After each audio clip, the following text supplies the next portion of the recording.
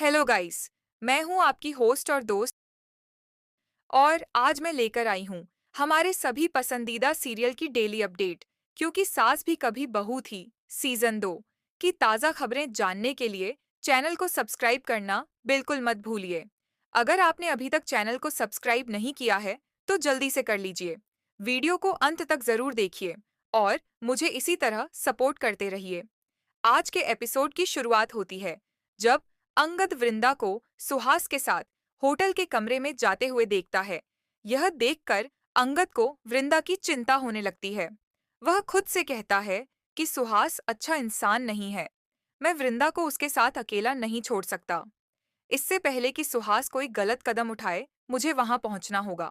उधर सुहास वृंदा के और करीब आने की कोशिश करता है, जिससे वृंदा असहज महसूस करती है। वह सुहास से पूछती है कि तुम क्या कर रहे हो। वृंदा उसे समझाती है कि अभी तक हमारी शादी नहीं हुई है और शादी से पहले ऐसा करना सही नहीं है।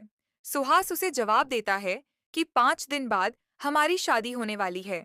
अगर हम थोड़ा प्यार भरा वक्त एक साथ बिता लें तो इसमें क्या बुराई है।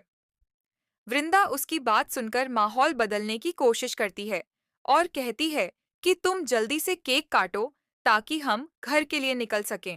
लेकिन सुहास गुस्से में आकर वृंदा का हाथ पकड़ लेता है और कहता है कि मैं बहुत दिनों से तेरे नखरे देख रहा हूँ। अब ये मेरे सामने नहीं चलेंगे। जो मैं कहूँगा वही करना पड़ेगा। इसके बाद सुहास जबरदस्ती वृंदा को किस करने की कोशिश करता है।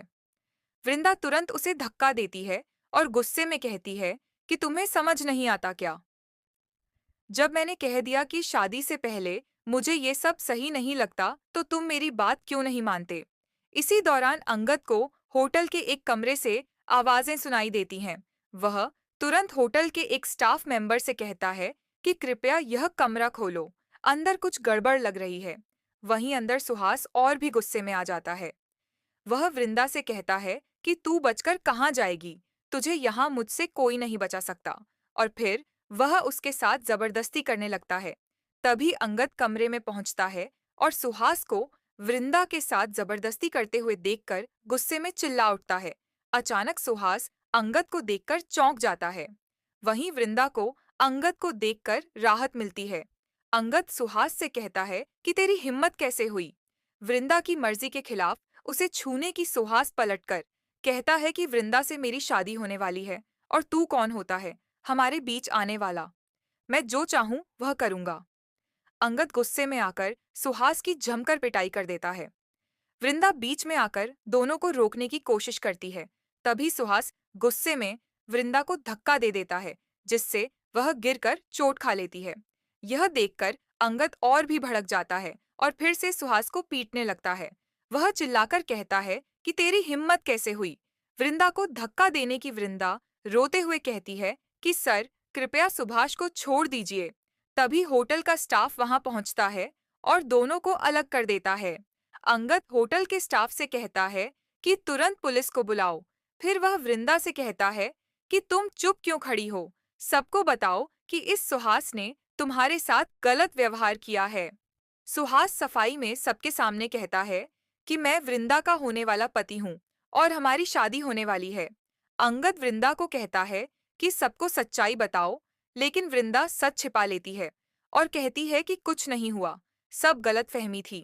अंगद हैरानी से पूछता है कि जब इस आदमी ने तुम्हारे साथ इतना गलत किया तो तुम उसे बचा क्यों रही हो, तुम सबके सामने सच्चाई क्यों नहीं बता रही। वृंदा सिर्फ इतना कहती है कि सर, मैं सब कुछ संभाल लूंगी, और सुभाष को घर चलने के लिए कहती है। अंगद दुखी होकर उसे देखता है और कहता है कि इस आदमी ने तुम्हारे साथ इतना बुरा किया और तुम फिर भी इसके साथ घर जाओगी। वृंदा बिना कुछ कहे वहां से चली जाती है। वृंदा के चले जाने के बाद दृश्य बदलता है और अंगद मिताली के पास पहुंचता है। वह मिताली से कहता है कि सॉरी, मुझे थोड़ा लेट हो गया। तभी अचानक मिताली के अंदर फिर से आत्मा का साया आ जाता है और वह गुस्से से अंगद पर चिल्लाती है। वह कहती है, तू कहाँ चला गया था, मुझे बहुत तेज भूख लगी है। अंगद उसे शांत करने की कोशिश करते हुए कहता है कि तुम्हें क्या हो गया है, इतना सारा खाना रखा है, खा लो। मिताली गुस्से में चिल्लाकर कहती है कि मेरे लिए नॉनवेज खाना मंगवाओ। होटल में बैठे लोग यह सब देखकर डरने लगते हैं। अंगद मिताली से कहता है कि सब लोग तुम्हें देखकर डर गए हैं, कृपया यह तमाशा बंद करो। तभी मिताली की आवाज बदल जाती है और वह कहती है कि मैं बंटू हूँ। 8 साल पहले मेरा कत्ल करके मुझे मार दिया गया था। यह सुनकर अंगद हैरान रह जाता है और सोचने लगता है कि मिताली को आखिर क्या हो गया है, वह इस तरह की बातें क्यों कर रही है। अचानक मिताली फिर से चिल्लाती है और कहती है, मेरे लिए मांस मंगवाओ। अंगद तुरंत वेटर से कहता है कि जो भी नॉनवेज खाना है जल्दी से लेकर आओ। कुछ ही देर बाद वेटर खाना लेकर आता है। मिताली खाना खाने ही वाली होती है, तभी अचानक वह होश में आ जाती है और अपने हाथ में नॉनवेज खाना देखकर घबरा जाती है। वह तुरंत वेटर पर चिल्लाने लगती है और कहती है, तुम्हारी हिम्मत कैसे हुई यहाँ नॉनवेज खाना लाने की। अंगद मिताली का बदला हुआ बर्ताव देखकर हैरान रह जाता है। फिर वह मिताली से कहता है कि चलो अब घर चलते हैं। मिताली वहां से चली जाती है। उसी समय वेटर अंगद से कहता है कि सर, कहीं इनके अंदर कोई भूत तो नहीं आ गया। अंगद मन ही मन सोचता है कि क्या सच में मिताली पर कोई आत्मा का साया है। मुझे यह बात जाननी होगी। उधर सुहास गुस्से में वृंदा का हाथ पकड़कर उसे चोल में ले आता है। वहां पहुंचकर चोल के लोग सुहास से पूछते हैं कि अब क्या हुआ, तूने फिर से कौन सा तमाशा शुरू कर दिया। तभी मालती वहां आती है और सुहास से पूछती है कि आखिर बात क्या है। सुहास सबको बताने लगता है कि मेरी शादी वृंदा से होने वाली है और मैंने उससे बस थोड़ी सी प्यार भरी बात की थी। उसने होटल में तमाशा कर दिया और सबके सामने मुझे गलत दिखाने की कोशिश की। उसने यह भी कहा कि वहां उसका बॉस अंगद भी आया था। वृंदा सबके सामने सच बताती है। वह कहती है कि सुहास मुझे होटल के कमरे में ले गया था और वहां उसने मेरे साथ जबरदस्ती करने की कोशिश की।